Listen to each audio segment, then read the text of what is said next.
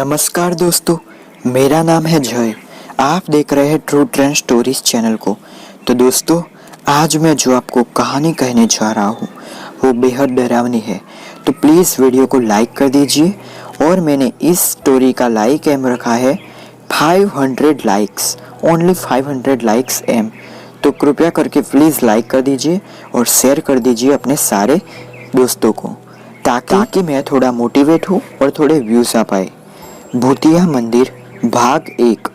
रात के कुछ 12 बज रहे होंगे। नितिन के कमरे से कुछ आवाजें उसकी माँ को सुनाई दी। नितिन, तुम क्या कर रहे हो? उसकी माँ ने बाहर से आवाज देते हुए पूछा।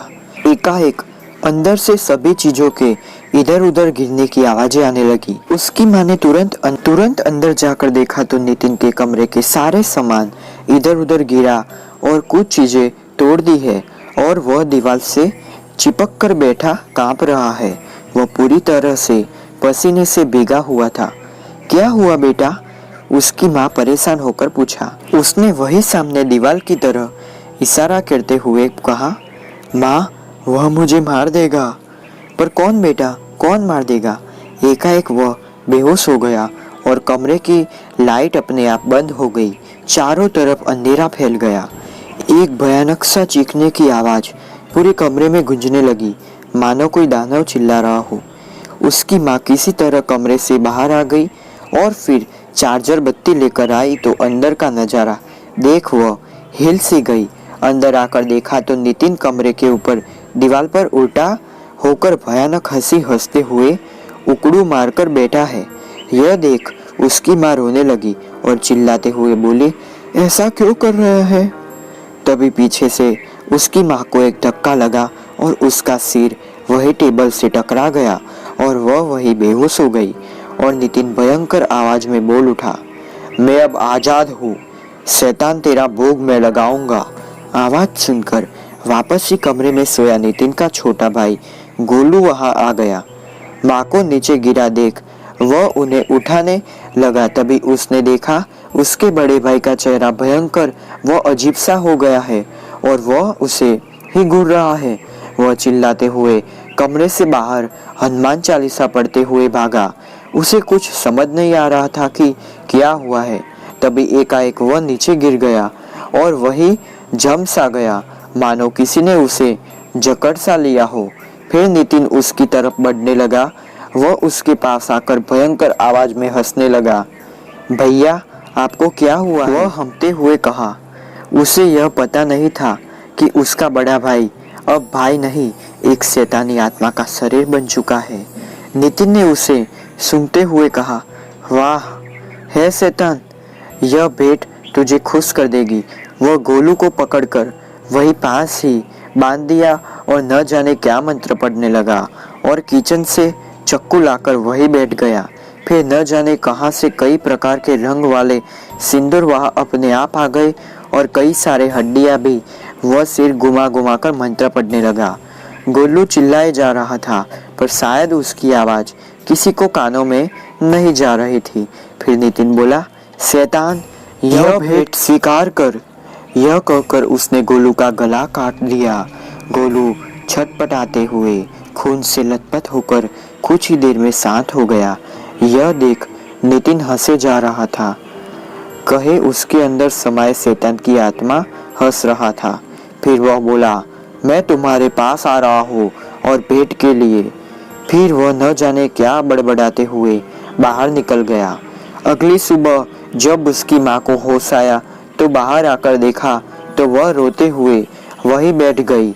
आगे उसके छोटे बेटे का शरीर पड़ा हुआ था जिसका गला कटा हुआ था और चारों तरफ खून ही खून। वह चिल्लाते और रोते हुए नितिन को पुकारने लगी। अब कोई आवाज न आई तो वह रोते हुए बाहर गई। आस पड़ोस वाले यह देख उसके साथ आए और अंदर देखा तो उनके होश उड़ गए। उन्होंने तुरंत पुलिस को फोन किया। कुछ ही देर में पुलिस आ चुकी थी और गोलू के शरीर को ले जा रही थी। इसकी माँ रोते रोते अबोध हो चुकी थी और बार बार यह कह रही थी कि उसके बड़े बेटे ने ही उसे मारा, इसलिए वह गायब है। विनय, जो कि नितिन का दोस्त था, वही पास में ही रहता था। यह सूचना जानकर वह आया। वह सोच रहा था कि नितिन ऐसा क्यों करेगा। वह तो अपने छोटे भाई से बहुत प्यार करता था और नितिन कोई छोटा लड़का नहीं, 21 साल का कॉलेज में पढ़ने वाला लड़का था। विनय ने यह उसके माँ से पूछा तो वह रोते हुए बोली कि परसों से वह कुछ अलग ही तरह व्यवहार कर रहा था। कभी एकाएक हंसता, कभी रोने लगता और दिन भर वह कमरे में अकेले बैठा रहता। पर कल वह कुछ ज्यादा ही भयानक हो गया था, मानो उसके अंदर कोई शैतानी शक्ति आ गई हो। जो उसकी आंखों में साफ दिख रहा था, उसी ने गोलू की हत्या की। फिर पुलिस पूछताछ करने लगी और गोलू के बॉडी को पोस्टमार्टम के लिए ले गई। उसकी मां ने परसों से बताया कि वह अजीब हरकतें कर रहा है। उसी के एक दिन पहले तो नितिन, विनय और उसके दोस्त उत्तराखंड के नैनीताल के पहाड़ों से घूमकर आए थे। विनय ने यह सोचा कि लौटते वक्त भी तो वह अजीब सी हरकतें कर रहा था और वो मंदिर पर घटी घटना जिसने उन्हें डरा दिया था। विनय ने फोन कर सभी दोस्तों को बताया कि नितिन ने अपने भाई की हत्या कर दी है और वो गायब है। दोस्त बोले, मुझे तो मंदिर से ही कुछ खराब लग रहा था। क्या है ये मंदिर की घटना और नितिन किसके वश में है? जानिए अगले पार्ट में। भाग 2 अगला भाग जल्द ही आपको पता चले।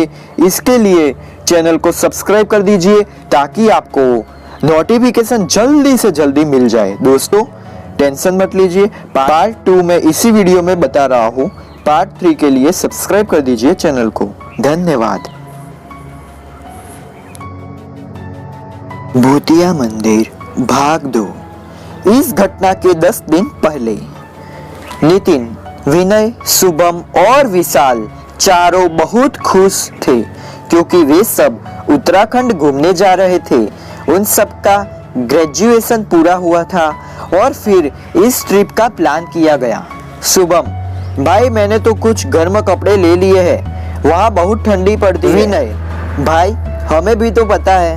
विशाल, यार वहाँ किसी में नैनीताली को दिल ना दे बैठू यार। तीनों हंस पड़े और बोले, तू तो है ही दिल फेंक आशिक, तुझे कोई ना कोई मिल ही जाएगी। कुछ घंटों के बाद ट्रेन से उत्तराखंड के प्रकृति की छटा के नजारे दिखने लगी। फिर वो सब नैनीताल पहुंचे। रात हो चुकी थी तो जल्दी से एक होटल में रुक गए। अगले दिन भरपूर नैनीताल का मजा लिया चारों ने। वहाँ तो जितना घूमो उतना ही कम था। नितिन पहाड़ों के फोटो खींचना चाहता था और कई प्राकृतिक चीजों के भी तो वह चारों पहाड़ों पर चल दिए, पर उन्होंने कोई गाइड नहीं ली। अक्सर लोग पहाड़ों पर घूमने के लिए एक गाइड का सहारा लेते हैं। पहाड़ पर घूमते हुए वह एक छोटे से गांव के ऊपर थे जिससे 10-12 घर थे। वहां पहाड़ से गांव बहुत ही शानदार लग रहा था। शाम हो चली थी पर वह बेफिक्र होकर अभी भी घूम रहे थे। पास ही एक छोटा पेड़ों का जंगल था। वह चारों उस ओर बढ़ चले। बाहर से जितना कम जंगल दिख रहा था, अंदर कुछ ज्यादा ही घना था।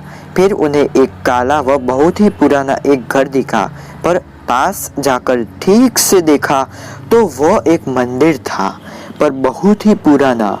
उस पर कुछ अच्छी कलाकृति बनी हुई थी, पर अंदर तक एकदम गंदा व झाड़ियों से घिरा हुआ था, मानो 100 साल पहले इसे खोला गया था।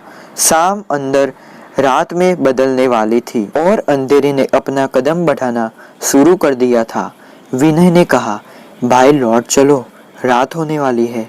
पर नितिन और विशाल का मन उस मंदिर के अंदर जाने का कर रहा था, तो नितिन बोला, चलो यार अंदर देखते हैं कि अंदर से मंदिर कैसी है। विशाल बोला, क्या पता अंदर लाखों का खजाना ही हो जो हमारा इंतजार कर रहा हो। कुछ हाँ व ना के बाद वो चारों अंदर जाने के लिए तैयार हो गए। मोबाइल के फ्लैश टॉर्च को जलाकर देखा तो वहाँ बड़ी काली माता मंदिर लिखा हुआ था और मंदिर का छोटा दरवाजा एक ताला से बंद था, जिस पर एक पोटली बंधी हुई थी और एक बड़ा त्रिशूल बांधा गया था, मानो कोई जादू टोना किया गया हो। पर किसी मंदिर में कोई जादू टोना का सामान कैसे हो सकता है। विनय बोल उठा, यार ताला भी लगा है, अब क्या इसे तोड़ेंगे, छोड़ो बे चलते हैं। पर नितिन ने एक बड़ा सा पत्थर उठाकर उस पर जोर से दे मारा। 2 बार में वह ताला टूट जा गिरा। वाह मेरे पहलवान, शुभम ने उसकी पीठ ठोकते हुए बोला। त्रिशूल को खोलकर वहीं रखकर धक्का देकर दरवाजे को खुला। जैसे ही मंदिर का दरवाजा खुला, एक चीख की आवाज व एक हवा उन चारों को छूती हुई निकल गई। यह चीख सुन उन्हें कुछ तो डर लगा, पर नितिन बोला, यार कोई छोटा जानवर जंगल में चिल्ला रहा होगा, डरपोक कहीं के। बाहर से मंदिर छोटा दिख रहा था, पर अंदर काफी लंबा व बड़ा था। दीवार मकड़ी के झालों व कालेपन से भरा था। चारों अंदर की तरफ गए। दीवालों पर मोबाइल के टॉर्च से देखा तो वहां के दृश्य भयंकर थे, मानो किसी ने खून से देवी देवताओं का अपमान किया हो। ऐसा दृश्य उन्होंने कभी नहीं देखा था।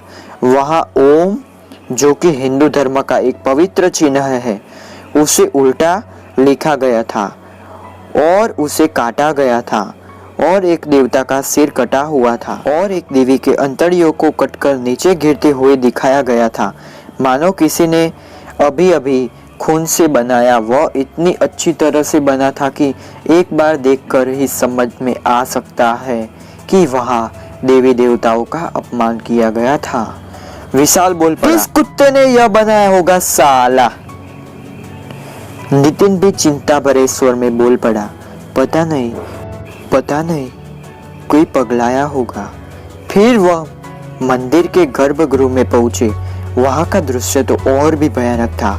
वहां चारों तरफ कई हड्डियां रखी हुई थी और मूर्ति के स्थान पर एक शरीर के हड्डियों का ढांचा लटकाया गया था और उसकी पूजा की गई थी। और वहीं पास में एक काले साया को देवता को खाते हुए बनाया गया था। यह सब देखकर लग रहा था कि यह कोई मंदिर नहीं, मानो बुरी शैतानों का घर हो। पर बाहर तो बड़ी काली माता मंदिर लिखा था, पर अंदर ऐसा क्यों, उन चारों को कुछ समझ नहीं आ रहा था। फिर एकाएक वह जगह एक भयानक आवाज से गूंज उठा और चारों ओर से कई चमगादड़ उड़ने लगे। अब यहाँ रुकना ठीक नहीं था। वह बाहर निकलने लगे। विनय, विशाल और शुभम तो बाहर की तरफ जाने लगे, पर नितिन वहीं खड़े होठों पर मुस्कान लिए एकटक उस पूजा किए गए हड्डी के ढांचे को देखे जा रहा था। तीनों ने उसे बुलाया, पर वह मानो कुछ सुन ही नहीं रहा था। शुभम चिल्लाया, नितिन चल यार, कि तुझे अभी भी यह सब मजाक लग रहा है। पर वह टस से मस नहीं हुआ, केवल उसे घोरे जा रहा था। विनय ने उसका हाथ पकड़कर उसे खींचा। नितिन ने गुस्से से विनय को देखा और आंख लाल करते हुए उसे एक धक्का दिया और फिर उसे घूरने लगा। धक्के से विनय नीचे जा गिरा था। उठकर उसे गुस्से में बोला, ठीक है तू मर यहाँ पर। इतना कहा ही था कि नितिन वही बेहोश होकर गिर पड़ा। यह देख वह तीनों घबरा गए। उसके मुंह पर पानी की छींटे मारे, फिर भी वह नहीं उठा।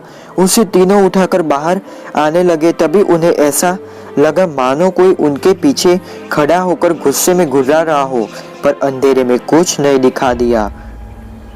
मोबाइल के टॉर्च से देखा तो पीछे कोई नहीं था। एकाएक किसी ने विशाल के पैरों को पकड़कर खींचा और मुंह के बल गिर पड़ा और पीछे की तरफ खींचा चला गया। विशाल डर के मारे चिल्लाने लगा और फिर जल्दी से उठकर भागा। नितिन को कंधे पर उठाकर बाहर आने लगे तो देखा गेट तो बाहर से बंद है, पर विशाल और शुभम ने गेट पर झोंका, धक्का मारा, जिससे वह खुल गया। फिर चारों तरफ बहुत तेज हवा चलने लगी और मानो उन्हें मंदिर के अंदर की तरफ खींच रही हो। विनय ने वहां पड़े त्रिशूल को उठा लिया। जैसे ही त्रिशूल उठाया, सब कुछ शांत हो गया। वही गेट के पास त्रिशूल फेंक नितिन को कंधे पर उठा। वह तीनों मोबाइल का टॉर्च जला अंधेरे में भागे और फिर पहाड़ की तरफ। एकाएक नितिन को होश आ गया। यह देख उनकी जान में जान आ गई। होश में आते ही नितिन भारी आवाज में बोला, हम वहां से क्यों चले आए? विनय, साले तुमको फिर जाना है क्या? ये एक हवा से ही बेहोश हो गए और क्यों चले आए? एक हंसी की छटा बिखरी सबके चेहरे पर। रात हो चुकी थी। मोबाइल के घड़ी में 7:30 बज रहे थे। आगे अंधेरे में अभी इस पहाड़ पर कैसे जाए, पर किसी तरह आगे बढ़े। अगला भाग जल्द ही आपके लिए लाऊंगा। तो प्लीज गाइस नीचे मस्त कमेंट कर दीजिए कि आपको स्टोरी कैसी लगी। तो आपको अच्छी होगी तो मैं 100% कहानी लेकर आऊंगा। तो मिलते हैं अगले वीडियो के अंदर। तब तक के लिए बाय बाय, टेक केयर, धन्यवाद और वीडियो को शेयर कर दीजिए। Bye bye.